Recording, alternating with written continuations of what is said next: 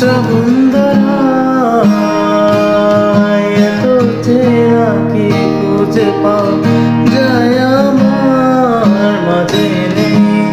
এক বিন্দু পরিমাণও আমার সরল রেখার চিন্তা ধারায়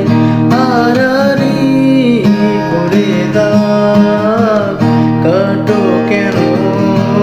নাকি কাঁদিয়ে আমাকে সেই চোখের জলে ভেজো তৃষ্ণার হৃদয়ে শুধুই আমি মরিচিকার মতো